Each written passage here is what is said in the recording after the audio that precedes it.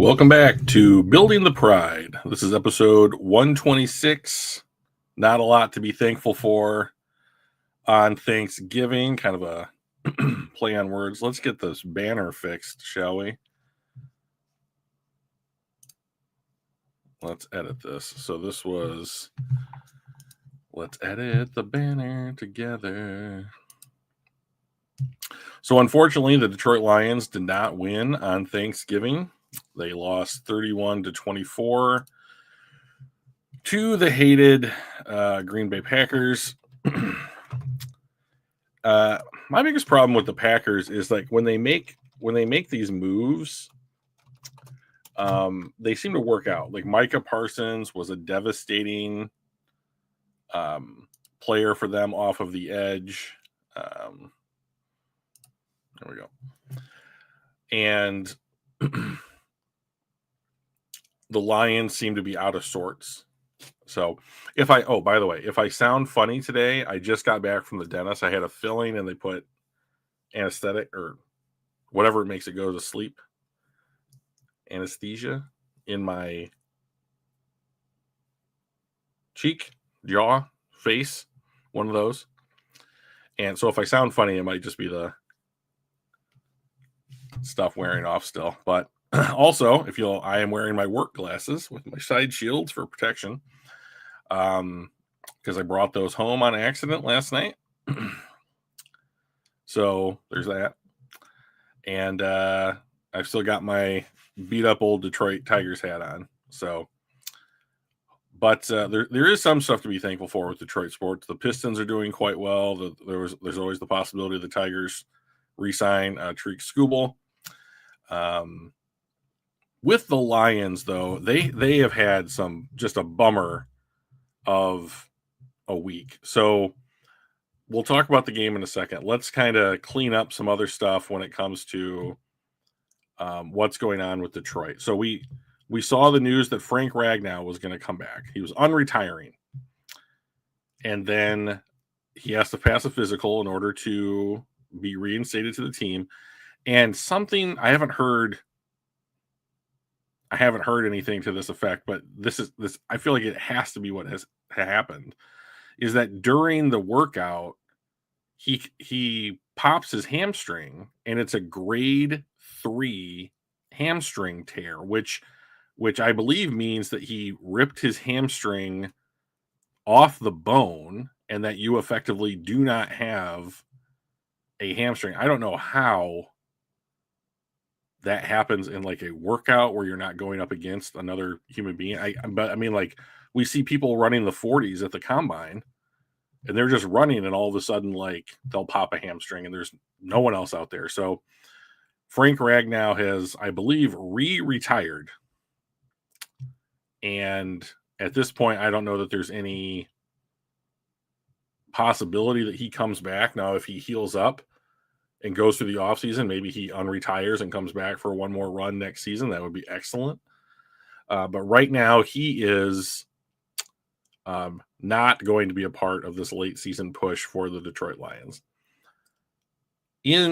As a nice little segue from somebody like Frank Ragnow, who was, hey, what's up, man? Jose Fostin. I don't know why YouTube started doing this, but like,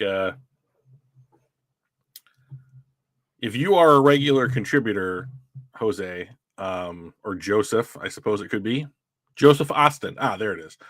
It's Joseph. Okay, thank goodness we figured it out. We cracked the code. Hello, Joseph. But we all know that Frank Ragnow has this problem with his toe, where his toe is basically never going to be the same, and he'll have to deal with that injury for the rest of his life. Well, now Kirby Joseph apparently has something similar in his knee. And so Kirby Joseph has not played since week 6. He has returned to practice, but in like a walkthrough capacity. And he has deleted his social media accounts and was interviewed this week. And the reporter was asking him about what's going on with his knee. And he says, my knee's messed up. Sounds like it's never going to be completely healthy. Like he'll have to manage pain in his knee for the rest of his life. Like, and this seems very odd that in this day and age, something like this can happen. And like, what's even stranger to me than like something like this happening is not knowing what it is, like, or not releasing what it is. And now maybe they didn't do that because maybe there's some provision in the NFL and the CBA or something that says you can't release information about a player's like lifelong injury thing that they're going to be dealing with, in case they ever want to continue playing for your or another NFL team. But it is hard to imagine right now that we get Kerby Joseph back, who looks like Kerby Joseph functionally. Like, I am someone who doesn't deal with pain very well.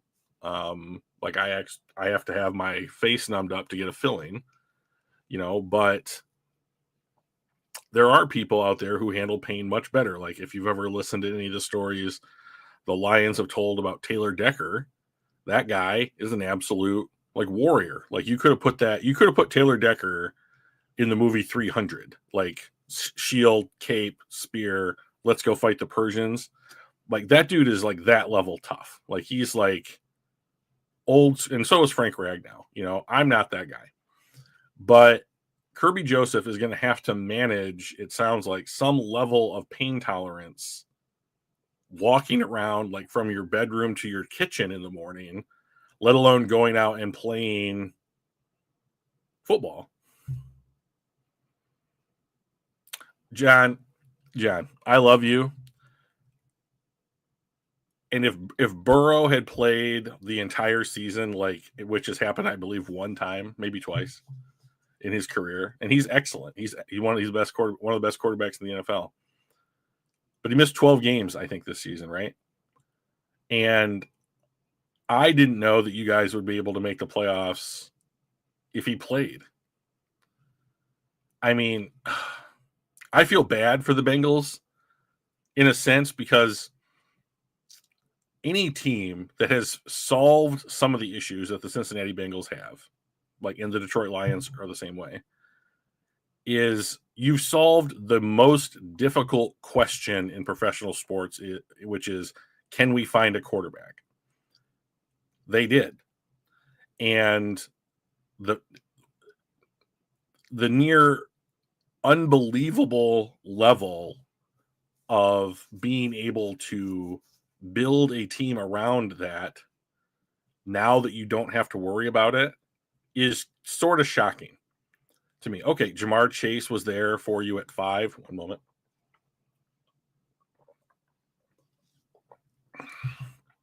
Water's so good.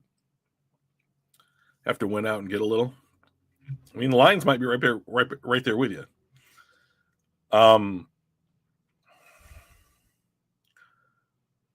There was the Jamar Chase, Penei Sewell debate for the Bengals, what they should do at 5. They went with Chase, worked out. I mean, Chase is a wonderful player. He played with Burrow at LSU. Like, that makes a lot of sense. Hard to fault them for that.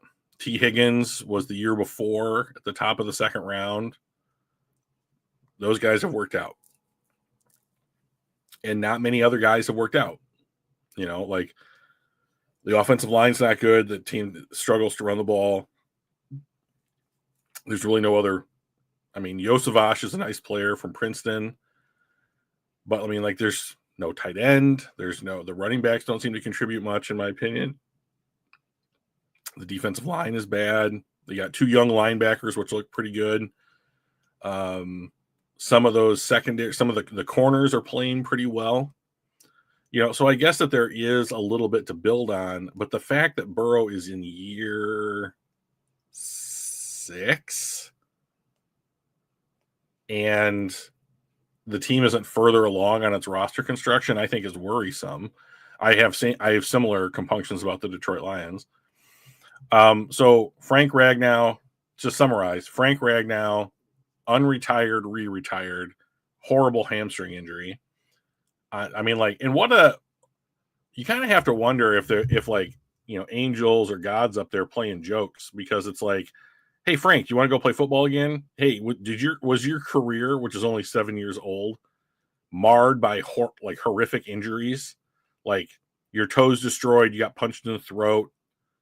Lions are cooked with a loss today. Honestly, didn't have much faith. Hope we get a good pick and retool in the offseason. Get a real play calling. We're gonna talk about that too, man.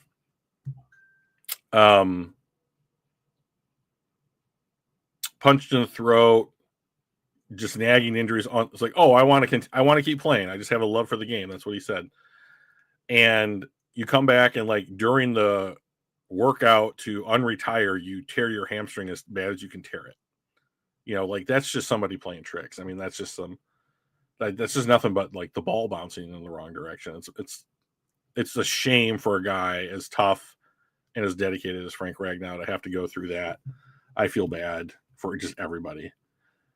Kirby Joseph looks like he's got a lifelong knee injury. He's going to have to manage that for the rest of his life. I'm glad you guys have faith. I am more of a pessimist. I'm more of a cynic who tries to be an optimist. But this is the kind of stuff that happens where it really tests my ability to be optimistic.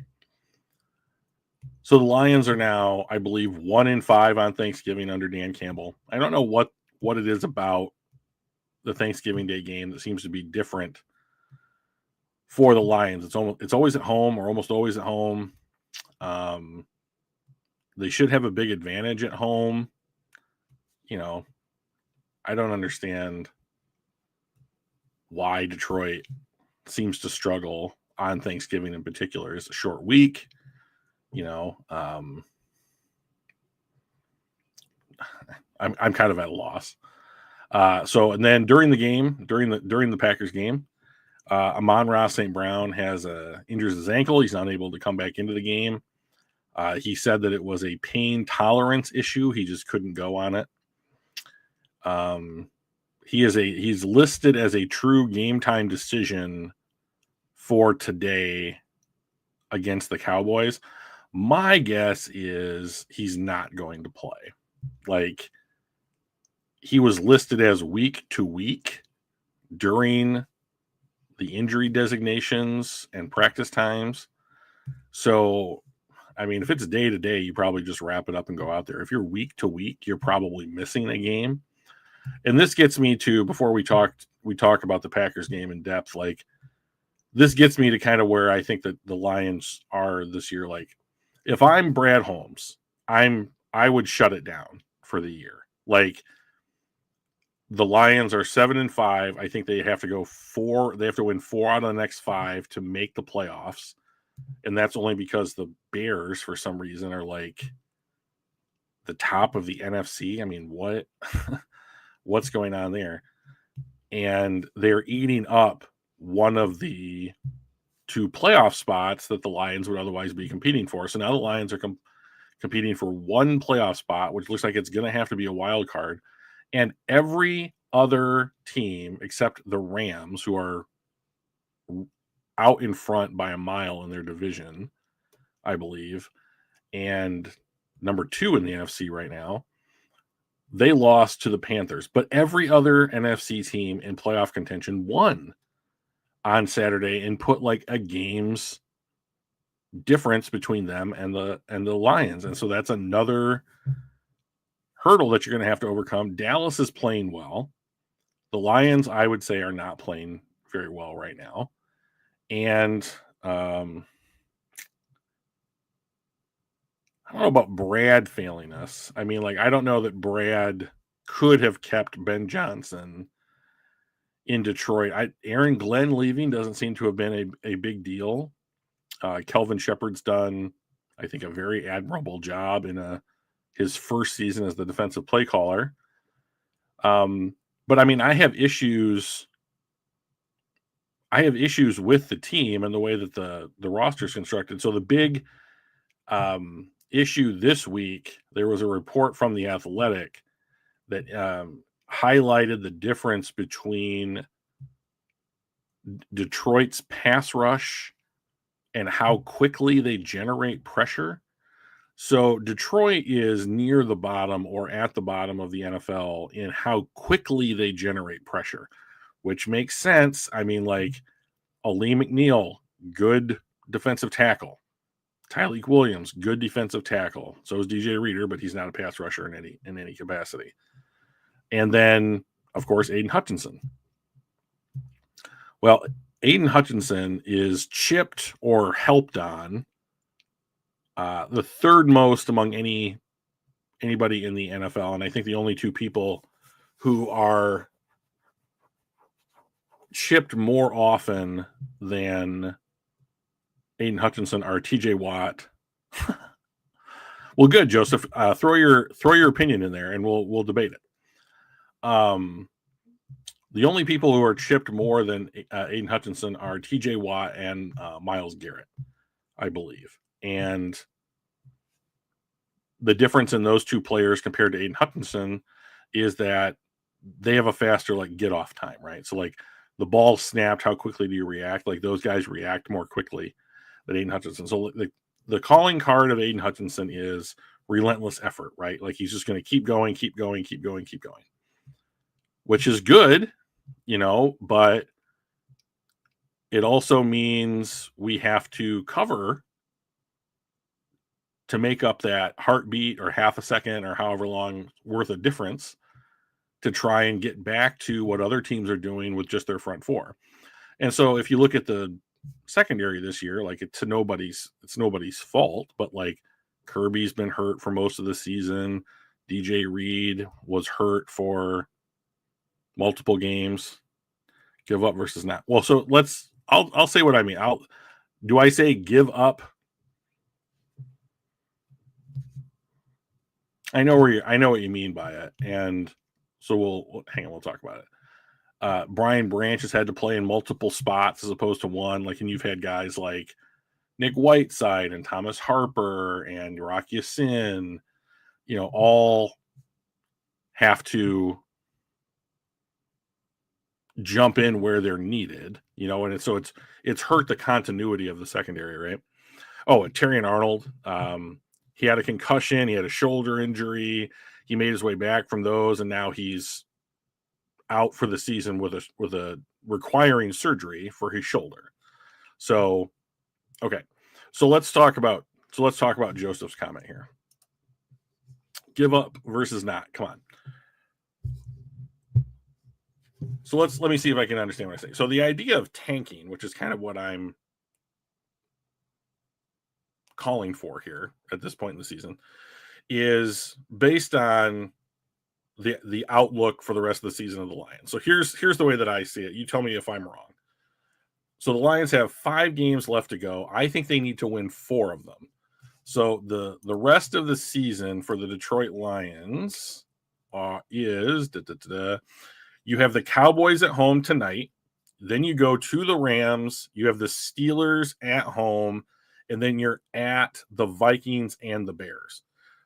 Okay, so can the Lions win all of those games? I think that they can. I think that they, you put the guys out on the field, they can win. They have a fighting chance to win those games. But if you go back to their second loss of the season was week 1, 2, 3, 4, 5, 6 against the Chiefs. And then every other week since the Chiefs, it was loss at the Chiefs, beat the Bucks, loss at the Vikings, beat the Commanders, loss at the Eagles, beat the Giants, loss at the Packers, right? Win, loss, win, loss, win, loss, win, loss. So basically over the 1, 2, 3, 4, 5, 6, 7, over the last 7 weeks, they are a 500 ball club, right? Okay. So now if we're let's project that forward onto their schedule. The loss has been a play or two difference. Vikings loss is the most. The loss at the Vikings was very concerning, and I agree that the team is close, but they're coming out on the poor end of this variance, right? They haven't played with a lead in 3 games. I think that's a part of it. I think that the team is constructed to play from the lead and not have to make up the difference. And I think that the word on that is out in the NFL. Get a lead on Detroit and dictate the terms of the game to the Lions as opposed to having them dictate that to you, right? So if we're looking at so they have to beat the Cowboys today, I think, to have a chance. Otherwise, it's just one more wild card opponent who owns a tiebreaker on them, who's another game up in the wild card race, right? Well, so I think the Cowboys right now are 6-5-1 or 5-6-1, and if they get to 500 with a tie, and Detroit is 7-6, they'll own the tiebreaker, but we might still be up in the rankings. But you don't want them closing the gap, right? Okay, so then, I mean, it is at home, but like the Cowboys have been playing really well lately. Then you have to go at the Rams. That looks like a loss. So if you win tonight and you lose next week, you have to be the Steelers at home, the Vikings in a rematch of their worst loss of the season, and then the weirdly good Bears, who we beat by 30 in like week 2, but now they're playing really well and have won like 9 games in a row. So of those 5 games, I think they lose tonight and next week to the Rams. I'll be thrilled to be wrong because that means we're winning. But if they cannot get to 12 wins, I don't think they can make the playoffs as like the 3rd team in the NFC North to get the spot. So you have the Lions right now. Graham Glasgow's beat up. Tate Ratledge has been hurt. Christian Mahogany's can only come back for like the last 2 or 3 weeks of the season. So that there's a ton of offensive line injuries. Decker and Sewell are both beat up and playing through it. Luckily, Goff's not hurt. You've lost St. Brown for most of the Thanksgiving Day game, and we'll see whether or not he's able to play tonight. But if he can't, does the season, quote unquote, hinge upon Amon-Ra St. Brown playing well tonight? We don't even know if he's going to play. So he's dealing with something. Kirby Joseph's dealing with something. Terry and Arnold's out for the season. Before the season, you lost Ennis Rakestraw as a depth piece in the secondary. The linebackers seem to be healthy, knock on wood. Rodrigo came off the list. Marcus Davenport, you missed 10 games.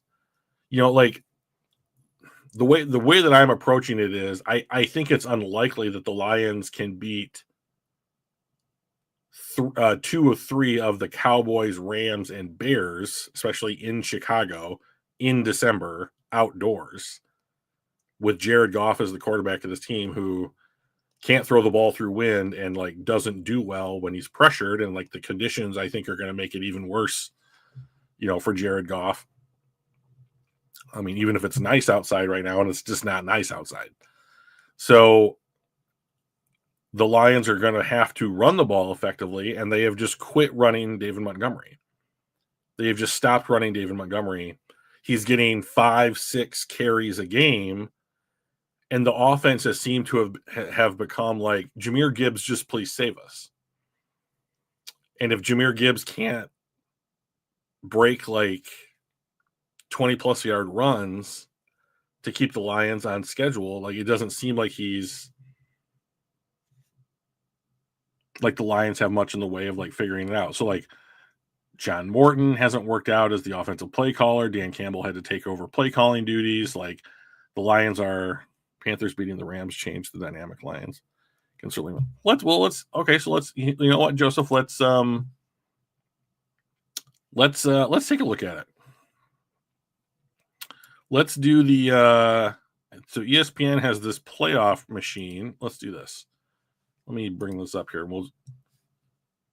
Let's see if we can go through some permutations of what the Lions need to do to win. And then okay. So let me make this bigger. How's that look? Now that you guys can read it, I hope. Okay, so let's let's do this. Okay, so let's say the Lions win tonight against the Cowboys. So then I'm going to pick the Bills. I'll pick the Dolphins against the Jets. I'll pick the Broncos against the Raiders. I'll pick the Ravens against the Steelers. Okay, so first question here. We have Chicago and Green Bay at Green Bay. So do we think the Green Bay Packers are going to win at home, or do we think that Chicago goes into Green Bay and basically locks up the North? What do you guys think?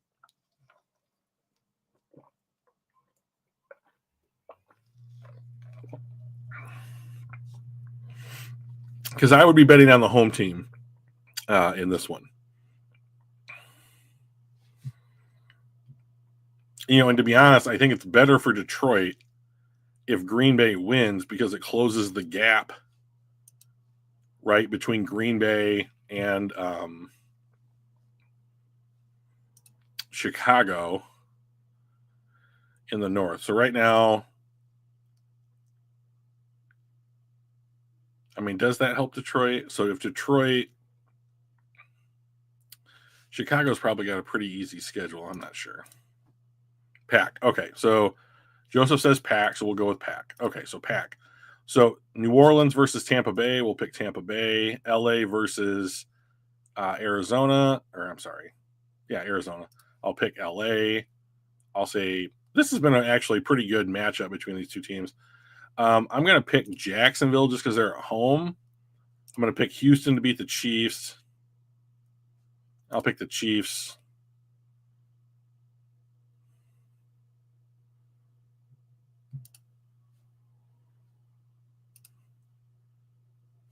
I'll pick the Chiefs to win this game. This game doesn't matter at all. So Cleveland. I think Philadelphia will probably be a beat up LA team. Washington versus Minnesota. This is another tough one. I don't think it matters for.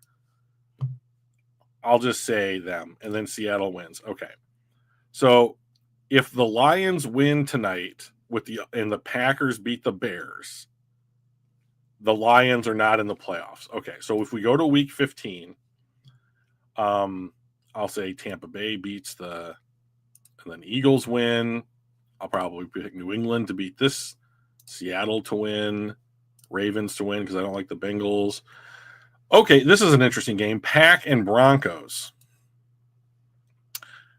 Do we think that the Packers can go to Denver and win, or is Denver going to hold serve at home? I mean, I think that with the elevation, the time of year, it's a home game for Denver. I would probably pick Denver to win this game. So if I'm missing something obvious, please let me know and maybe we can change it. I'll take Jacksonville. I'll take San Francisco. I'll take Kansas City. I will take the Panthers to beat the Saints. Although, didn't the Saints beat the Panthers earlier in the season? Let's take a look at the matchup here. Ew, boy, this is just, these teams are not very good. I'm just going to take Carolina. I just think they're the better team. I'll take Houston. Okay, and so I'm going to pick LA at home to beat the Lions. Is anybody... Okay, so Joseph thinks Denver as well.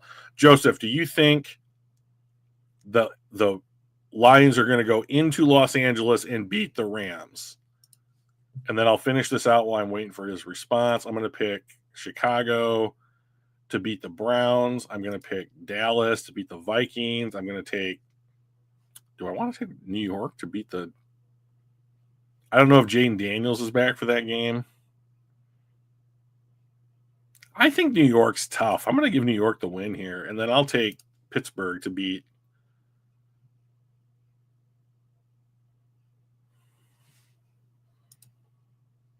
So, as it stands right now, if the Lions lose to the Rams next week, the Lions still do not make the playoffs. Let's for science, let's switch it up.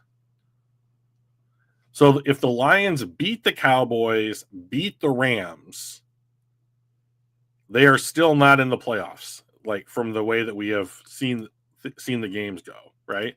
So let's go. Let's just keep this going. So then we'll say Rams at Seattle. I'll say the Rams just for fun. I'll pick the Giants again. I'll take the Eagles. This is going to be tough. Tampa Bay I'll take Tampa Bay. Green Bay at Chicago. So do we think that the Packers sweep the Bears in the last third of the season?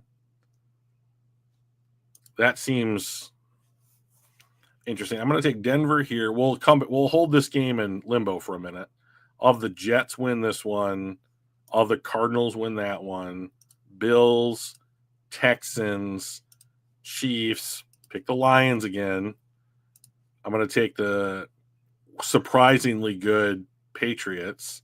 I'll take the Dolphins now. All right, Joe Burrow's back. I'll take the Bengals. Dallas at home. San Francisco on the road. So what do we think about sweep? Yes. Okay, so we'll say Green Bay there. So now, okay. So if Detroit wins the next 3 games and Green Bay sweeps the Bears, they are in the playoffs. So let's go back to week 15 and we'll switch that up.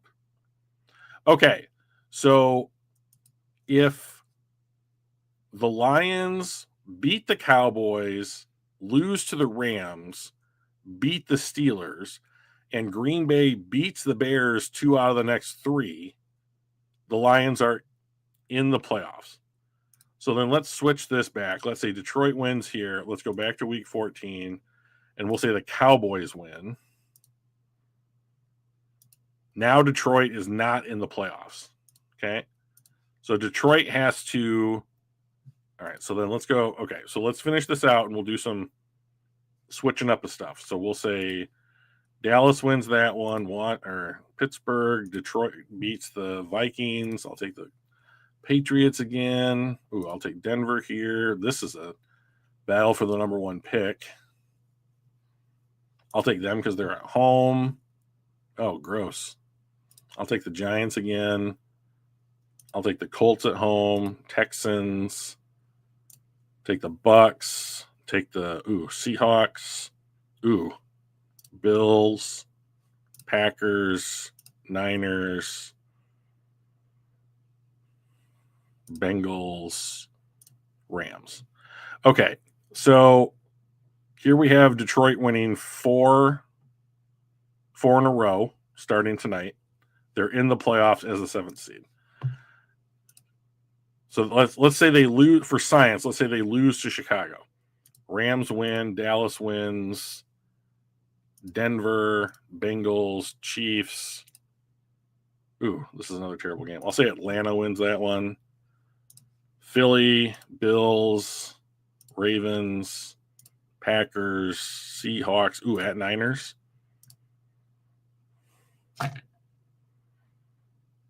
Let's just say the Niners win for fun. Tampa, Houston, Jacksonville. So if Detroit loses, if Detroit wins the first 4 weeks and then loses to Chicago, they're in the playoffs.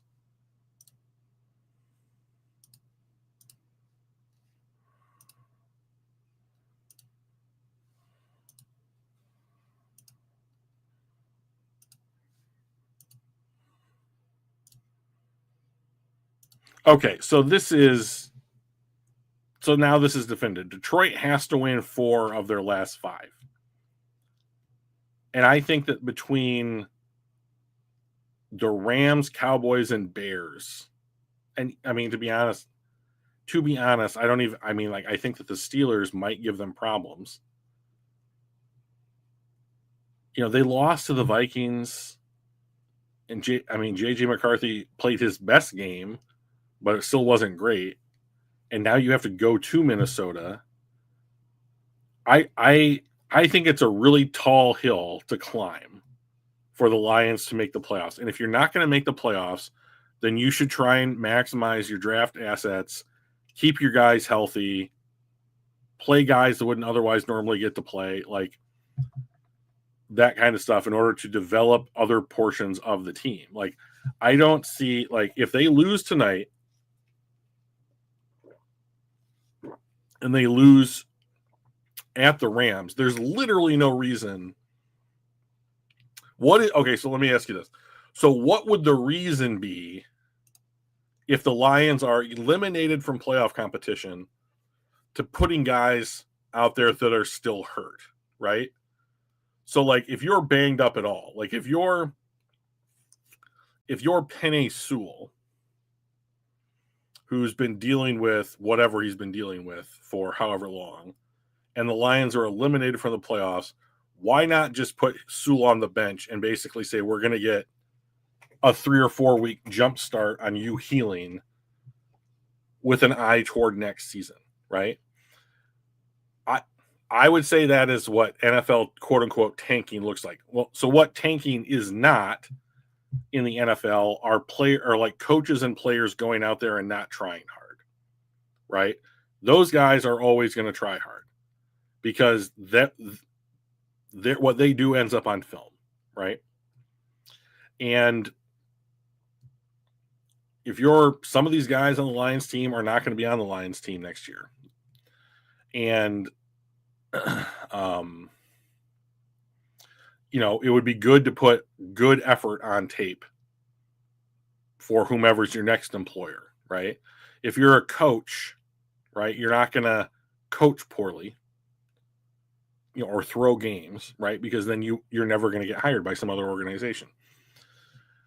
And I also think that it's just the mentality of the guys that fill those roles. They don't want to lose at all for any reason. And they're certainly not going to lose so that, Dan Campbell's certainly not going to get fired, but if the linebackers coach or the running backs coach potentially going to get fired, they're going to do everything that they can do to, okay, so you're saying as long as there is a mathematical chance that the Lions can make the playoffs, you don't shut anybody down? Okay. Okay, I suppose that's a good compromise, right? Okay, so Joseph, so if the Lions were to lose to the Cowboys and the Rams, they might just be mathematically eliminated from the playoffs. You would not complain about if it came out in a report that said Brad Holmes is sitting Penei Sewell, Amon-Ra St. Brown, Kirby Joseph, anybody with any kind of nagging injuries. Those guys are effective. I mean, we're not going to put them on the injured reserve or anything, but we're going to effectively sit them down so that their injuries don't get worse and we can focus on health and recovery. You wouldn't be oh, they should be out there, they should be playing, they should be Warriors, that kind of thing. So, I mean, I agree. I guess I could agree with that. I mean, I just think that based upon how the Lions have been playing, what the coaching decisions have been, the way that they're not executing right now on offense, I feel like the mathematical elimination is just around the corner as opposed to no, there's a real chance these guys can pull off, this win, and make the playoffs. And if they make the playoffs, if you make the playoffs, there's always that puncher's chance you could go to the Super Bowl or win the Super Bowl, and I very much want that for the Lions. But here's the thing that I think is better for the Lions' Super Bowl chances. You can have a chance this year. Who knows? Lightning in a bottle. You turn things around. You figure out something else. Maybe Tesla takes off. Maybe Jameson Williams becomes a world beater in the absence of Amon-Ra St. Brown. Who knows? Weirder stuff has happened, right? You could win the Super Bowl if you're in the playoffs. You are one of the few teams that have a chance to do so. But if I stack that up against something get the guys who are on the team healthy that are hurt currently. If you lose 2 games, what if they stamp ass? If they stomp at, so you mean like what if they destroy the Cowboys, destroy the Rams? So if the opposite were to happen, you still have to win 2 of your next 3 at a minimum, right?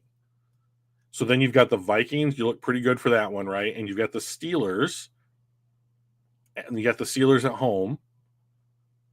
And the Steelers certainly aren't the world beaters that they have seemed to be in the past, right?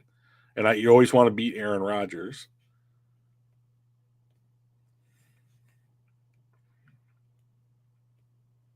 And of course, we could be wrong about some of the other games that were wins and losses for the other. I mean, maybe a couple other teams just get mathematically eliminated, right? So like if if Carolina drops a game, or if who else is even in contention here? Seattle and LA seem like locks. Chicago or Green Bay is winning the North. So one of those two teams is another wild card. And then it looks like Tampa Bay in the South, and then maybe Dallas or Philadelphia, and then the other team is the wild card. So you're competing against, let's say, Seattle, Carolina currently, one of Chicago or Green Bay, and one of Philadelphia and Dallas, and you have to beat one of those teams to get in, right? One or two of those teams. So the team that I think that you could most easily get past right now is Carolina. But it's the other teams that are the tough calls. I think Dallas is a must-win, right? I think tonight is a must-win game for the Detroit Lions. So, because I don't think they can win their division, right?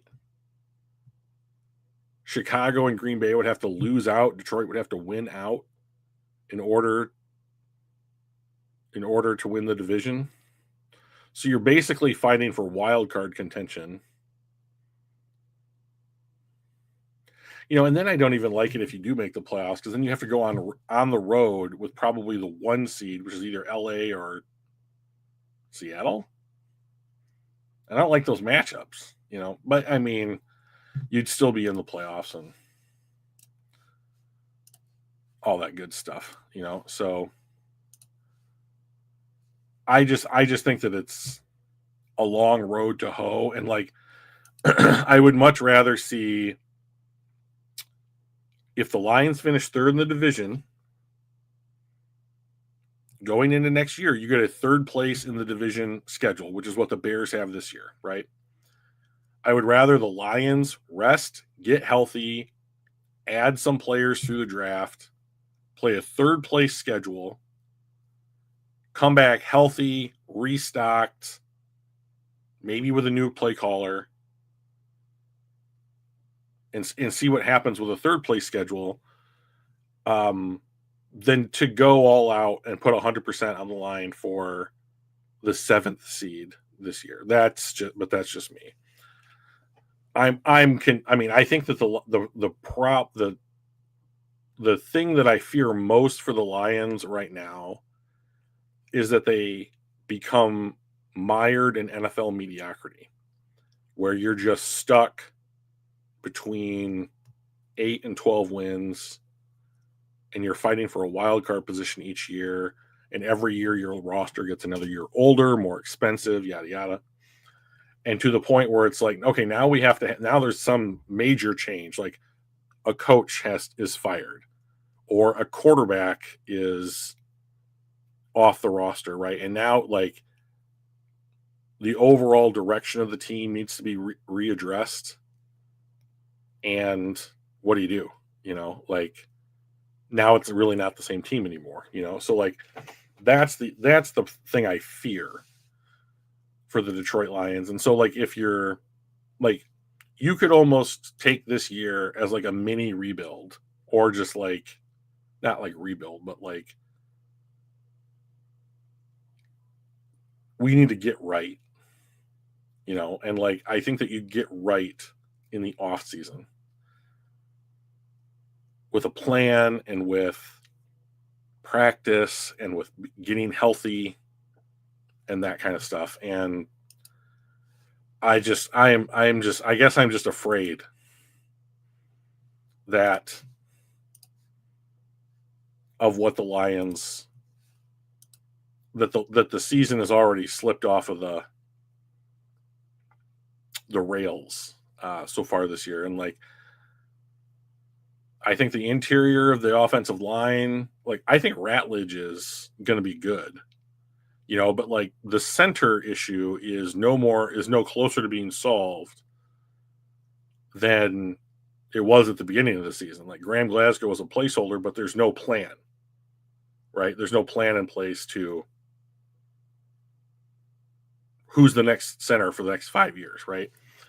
I do think there's some potential options like in free agency in the draft. And I'm gonna do a draft right now just because I want to get the taste of the playoff prediction out of my mouth. And we can kind of talk about the team and like the Cowboys game. Like, so my problem with the Cowboys game tonight is that like all the things that Detroit's having problems with right now, Cowboys are doing really good at. So like Detroit's having problems like blocking on the interior of the offensive line. Goff's facing pressure. Goff doesn't look nearly as good when he faces pressure. No one does, but like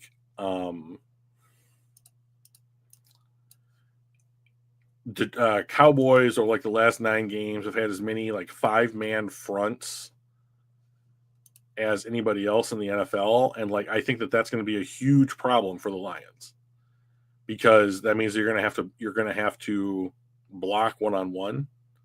And I don't know that guys like Kayode Owashika or Graham Glasgow, or if Glasgow can't play, like Tristan Colon, are going to be able to match up with a what is the name of the guy that they got from the Packers? Quinnen Williams over the center is going to be tough. Kenny Clark has been a Lions destroyer of the run game in years past when he was in Green Bay. Can he do the same thing for Dallas? And like my issue with some of the things like Detroit's doing on offense is that like I feel like they've completely forgotten who they are as a team. I mean, like they have quit playing David Montgomery, and St. Brown's hurt. Jameson Williams is not as a reliable as a receiver, obviously, but like he had a good game last game. He's gonna have to have another. He's gonna have to keep having good games. So I don't know what to do really. So I like the way that this draft has fallen for a number of reasons. Let's just kind of take a quick look at it real quick. So some of the guys that I would love to see as Lions, Arvell Reese obviously is the guy that I would love the most on the Lions. They'd have to trade up to get him. So I never put it past Brad to go get him. Keldrick Falk is another guy that I think could be a good Marcus Davenport-esque player across from Aiden Hutchinson. If they want to keep going with the same kind of defensive philosophy that we've seen since Aaron Glenn. Here's some other guys though. David Bailey. Pass rush win rate 22%. That's elite. Run stopping grade elite. Now he plays in the Big 12, so you got to kind of take these with a grain of salt. 6'3", 250. So he is a pass rusher. That's his job. But like even if you don't put him across from Aiden Hutchinson, I think Aiden Hutchinson is tired. Like he has played almost 1,000 snaps already this season. Like he plays something like 93% of the Detroit Lions defensive snaps. You have any idea how much Myles Garrett plays for Cleveland's defensive snaps, like the totality of their defensive snaps? It's somewhere between 75 and 80%. Like Aiden is just playing all of the time. Like I think that you need to like get him down to something like 80%. Oh yes, we can do mocks. We're doing one right now, and they're just fun. And like I know that it's not we're not doing it like I think that this player is going to go here kind of a thing. It's just let's look at the fits and learn the guys' names and see where we are in the draft and that kind of stuff. So someone like David Bailey, even as like backup pressure, relieve Aiden Hutchinson for 10 or 15 snaps a game. Okay. Like that seems fine. If it's 12 snaps a game, like what else are we going to do? Like you can put him across from Aiden in other packages as well. So like, is that a case?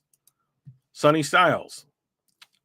So here is a guy, 6'5", 240, converted safety. He can fly. He doesn't miss tackles. He can cover out of the back. He can cover guys in the passing game. He is an excellent run defender. The only thing he doesn't do well is pass rush. Okay, great. I'm fine with it. I'm going to get over my you can't take linebackers in the first round stuff for the Detroit Lions. I'm fine with it. If they take this guy to be new Alex Anzalone, okay, fine with me. This is everything that you could ask a linebacker in the modern NFL to do, modern day NFL. Good in run defense, good in cover, doesn't miss tackles. Please sign me up. I can't, and he goes to Ohio State, so you know how much this means to me to get a player like this on the Lions, because I'm like, oh look, he's a Buckeye. I'm okay with it. I would be thrilled with this guy on the Detroit Lions. TJ Parker, Clemson. Clemson's not having a very good year. 15% pass rush win rate, good run stopper, everything you kind of want in one package, plays outside the tackle, 6'3", 260. So once again, kind of in that David Bailey-esque size, size thing. So like you have to get a tag team partner for Aiden Hutchinson.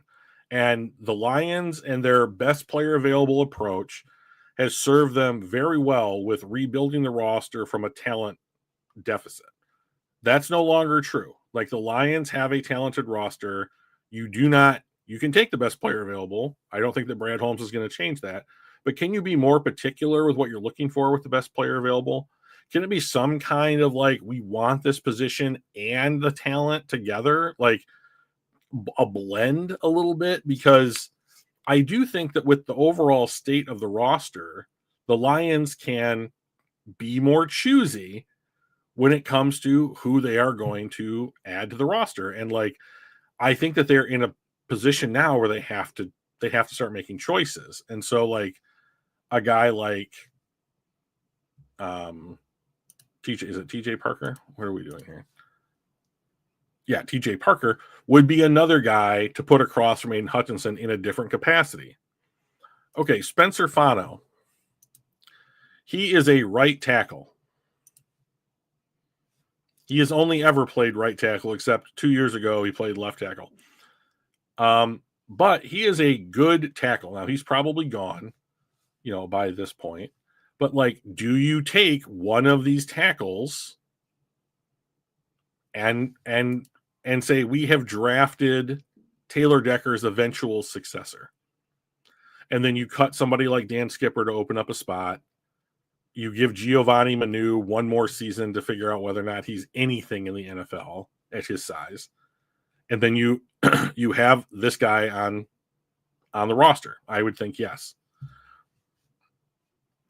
Another guy, another Ohio State guy, 6'3", 326, excellent run defender, not much of a pass rusher.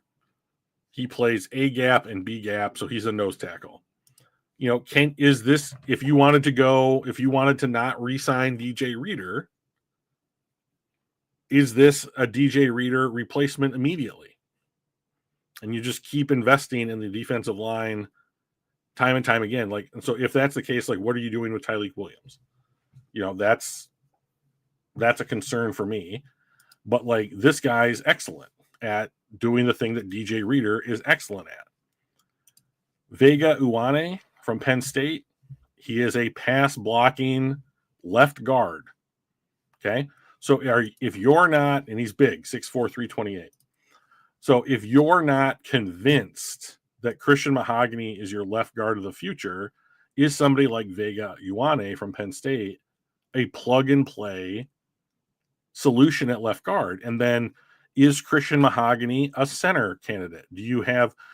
So of all the people that the Lions have on the roster right now, they don't have a starting caliber center. So can you do one thing where it's like, okay, we're going to go to the draft and then rounds 1 or 2, we're going to get a left guard like Vega Ioane, Emmanuel Pregnon from Oregon, somebody like that, a plug and play rookie left guard. Ratledge would be in year 2. You keep him at right guard. And then do you have somebody like Christian Mahogany, Miles Frazier, Coyote Awashika, Tristan Colon, cross-trained to become full-time centers? You could also go into free agency or even trade for a center. Like, would the Saints let go of Eric McCoy? Eric McCoy, who's hurt right now, his backup, Luke Fortner, who played 2 years with the Jaguars, is playing pretty well. Like, he is a free agent. Would you look to sign Luke Fortner to be a, average to maybe better than average center for the Detroit Lions? Maybe, there's also centers that you could draft in rounds 2, 3, 4. Do you do that? So in this, just for the fun of it, I'm going to take TJ Parker here. But to be honest, if this was the board and they took Sonny Styles, I might even be happier, because just like a will linebacker that can cover. Like, I like Alex Anzalone fine. I have no problems with Alex Anzalone as a football player, but I think he's 31 or will be 31 here before the season. So in the second round, it's a little bit different. I'm just going to take this guy from Oregon. He's another, he's probably not going to be here at this point in the second round. I went 6'5", 318, so he's kind of got the height, weight, speed that the Lions look for. And he's a pass blocker first, which is what they've looked for in their guard. So I'm just going to take him here, as a hedge, get some youth, cheap contracts at your guard positions. And I think in a couple of years, Penei Sewell, Ratledge, Pregnon would be talked about once again as one of the top lines in the NFL. So then the questions become how do you find a competent center? Because you're not going to find the next Frank Ragnow. And then what does Taylor Decker's NFL lifespan look like?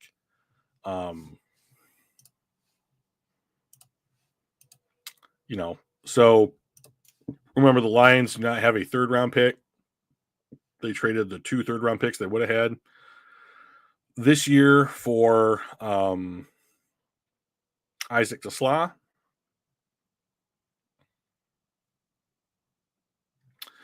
So Craig Reynolds is a name that a lot of people should know for the Detroit Lions. Is no longer on the team. He is a New England Patriot. And so you have, obviously, running back depth is not something that should concern the Detroit Lions too much. They have Jahmyr Gibbs, David Montgomery, and then Sione Vaki, who they have put a lot of resources into by trading a future pick for the 4th rounder they used on him. So I don't know that you need a 3rd or 4th running back, but there's going to be, or maybe you keep Jacob Sawyers, on the roster and he's your kick returner. But what do the Lions do here, day 3? So I think that cornerback depth is something that you could certainly look at. So here's a guy 6'1", 190, which is he is a man cover corner, not much of a run defender, but a man cover corner, and so is this a guy that you want to compete with Ennis Rakestraw? Will Lee. What about Xavier Scott? So once again, man cover corner. 5'11", 195. Like, is this your new nickel? One thing that I'd like to see the Lions do is to move Brian Branch exclusively to the nickel so he can be up around the line of scrimmage more often. You can blitz him. He can blow up these little half screen, wide receiver screens, running back screens that we see, and cover guys, over the intermediate part of the field. I love that for him. I think that's the better use of his talent. And then, go and get another safety, at some point. Now we don't have, so like, what about Michael Taff from Texas? 6 foot 190. Excellent coverage guy, pretty good in run defense. Doesn't miss a lot of tackles. So like, if Amik Robertson leaves in free agency, which he might, would you move Branch to nickel and maybe just play nickel the whole time, as your base defense, and get one of these linebackers, off the field?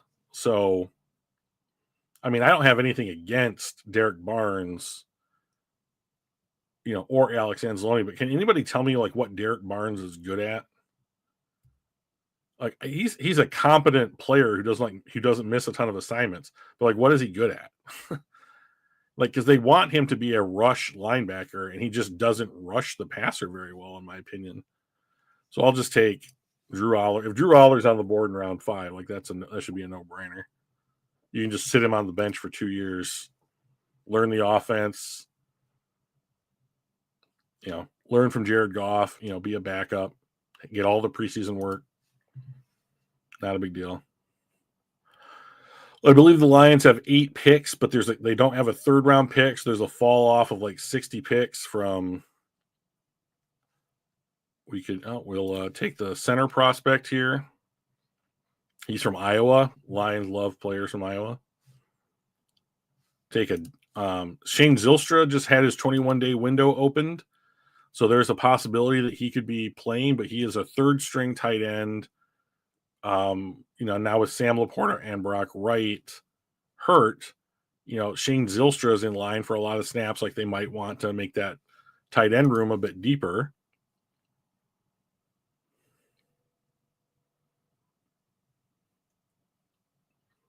Here's another center that I wouldn't mind taking late. Pat Coogan, how big are you? 6'5", 311. Redshirt senior. And I haven't ruled out like the Lions taking multiple center prospects, in the draft or what have you.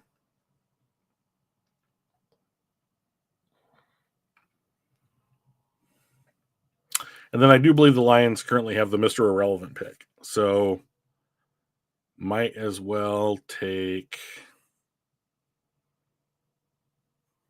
somebody.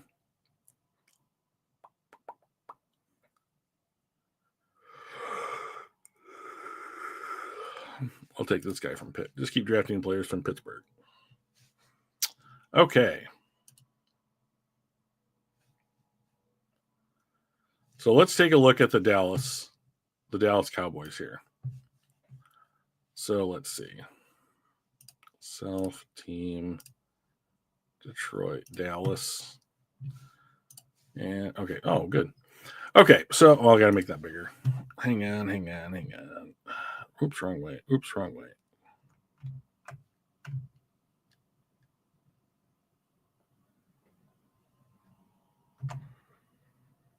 Doesn't seem like it did anything. Oh yeah, they have Jadeveon Clowney. That's right. So, Donovan Ezeraku is the pass rushing rookie that they have drafted. He's starting to play pretty well. Osa Odigizua, interior guy. Quinnen Williams is playing great. Jadeveon Clowney is doing his thing, which is a guy that I think they should have signed, in the Marcus Davenport role. They just probably didn't have the cap space. Deron Bland is playing. The other guy is not playing. Travion Diggs is not playing, so there's a rookie corner. So, I mean, what I would be doing is I would be trying. I mean, like, this just looks awful for Detroit, doesn't it? I mean, like, Jameson Williams, Isaac Tisla, Ross Dwelly, and Tom Kennedy. I mean, Tom Kennedy is a practice squad guy, and I know that they are down St. Brown and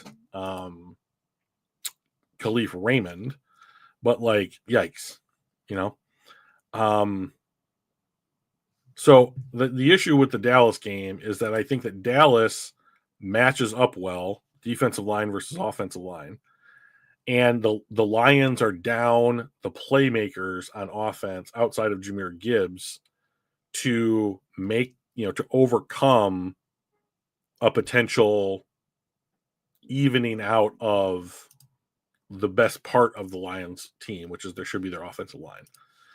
So what do you do on offense if you're Detroit? I would pick on this rookie corner, whoever's over there. So, I mean, I would be looking for Isaac Tisla to see if he can have a big game. I think that would be something I would test early and often. Let's switch it up. And so Dallas's offense has been playing as well as almost any offense in the NFL. So clearly, Dak Prescott's playing well. You have George Pickens and CeeDee Lamb. All right. Those are two really good wide receivers. Jake Ferguson. Yeah. Jake Ferguson is a solid tight end, and their running game has been relatively good. Now, Tyler Guyton, their left tackle, is out for this game. I would imagine that I would line up Aiden Hutchinson over whoever's filling in for Tyler Guyton all game. But the rest of their offensive line has been good, and if the Lions are going to have to stop the run, so I wouldn't be surprised if they played this big front where it's, they're putting Aleem McNeil out at defensive end just to keep opposing teams' running games in check. But the counterpoint there is that, like, I don't know how we're going to cover their wide receivers. So DJ Reed, are you back to looking like mid-season form in your second game back? Seems like a kind of a big ask. Amik Robertson has just not played well the last 3 or 4 games, and he's going to have to be on either Lamb or Pickens, probably Lamb, most of the time. And then, of course, you have Thomas Harper, who's getting a lot of reps this season, and Brian Branch, and they're going to have to, these two guys are going to have to keep guys, Pickens and Lamb, from getting behind them, and then break on balls. Anzalone, Barnes, Jack Campbell's playing great. Is there a way that you can utilize Campbell? I mean, like, Campbell's going to be used to shut down the running game. So, like, to me, this is like, can Barnes or Anzalone make a play in the passing game to kind of equalize things? My fear is that the Cowboys defensive line is effective against the Lions running game, and the Lions secondary is ineffective against the wide receivers of the Dallas Cowboys. So if we go to Detroit and look at the betting line, I believe this means that, I don't know who's the favorite here. Oh, Detroit's getting 3.5. So Detroit is the favorite in this game, I would imagine, because that's it. That's because it's in Detroit. So Detroit is the favorite by 3. I think that I would take Dallas to cover the spread. It's entirely possible that the Lions come out and they run the ball effectively, but if they don't include David Montgomery in the running game, I just don't understand how that's possible. Like,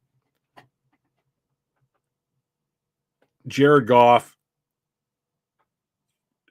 is only good when he's not pressured, and he's not pressured when they're in good down and distance. and the back that puts the Lions in better down and distance on a per play basis is David Montgomery, and they just don't. They're just not playing him. So I don't understand why they're not doing it. I think that maybe they are basically afraid. So like Dave Montgomery got 9 carries, in this game. Jahmyr Gibbs got 20, so like I don't know exactly what. Oops. Yeah, stop sharing that.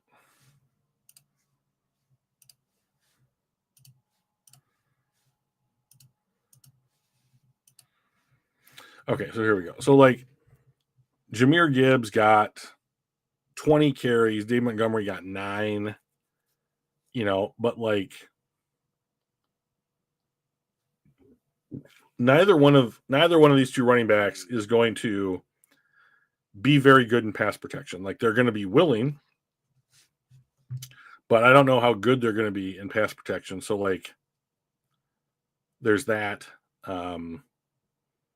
If it was me, I would be playing 21, 2 running backs. I would have Dave Montgomery in the backfield, and I would flex Jahmyr Gibbs out to whatever side of the field I wanted my preferred matchup against. And then I would, check to a run or check to a pass, depending on the matchup, basically, but like this might be, can Detroit do like Detroit's screen game they have not run as many screens as I think they should be running with Jahmyr Gibbs out there, so like, can they hit a screen pass to Jahmyr Gibbs for an explosive play, that kind of thing? That would be what I'd be looking for. I don't want them to run trick plays, but like, can you run a pick play? Can you run a screen pass? Can you run, I can't remember the last time that Jameson Williams had effective, like a running play off of a jet sweep, like these types of things. So like, how can you manufacture an explosive play against this Cowboys defense? Because it seems like on paper that the Cowboys are going to score points. Quarterback's playing well, all lines playing well, 2 excellent wide receivers. The Lions secondary not as effective at covering them. So how are you going to keep up? Are you going to ball control? If you're going to ball control, you have to execute. If you're going to execute, you need to be in good down and distance, which means David Montgomery. So if you're not going to do that, then you have to try and manufacture explosive plays. And so then that means Jahmyr Gibbs. So my guess is that they're going to go with like Jahmyr Gibbs plan.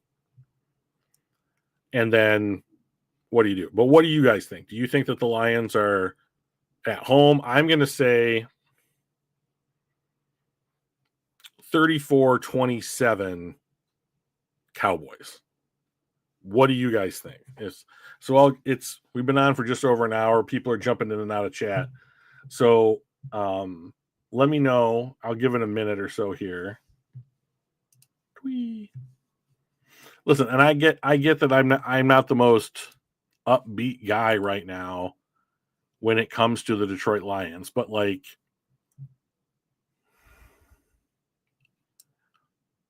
tell me why I should be. I mean, maybe that's a better choice. Like, why should I be enthusiastic or happy about the Detroit Lions right now? Because I want to be, because like they're my team, but then like I watch how they've been playing, and I think to myself, like, they just don't look like they're playing very well. And the team seems so set up to, if the rest of the team, if the other 52 players on the team aren't playing well, then Jared Goff doesn't play well. And if Jared Goff doesn't play well, the team doesn't have much of a chance. But maybe I'm not looking at it correctly. So let me know. Anyways, I hope the Lions win tonight. It looks like a must-win for to keep their playoff hopes alive. I'm going to bet on the Cowboys to win, unfortunately. Let me know what you think. Hopefully, we'll be back here next Thursday discussing the Lions win with Poo Poo.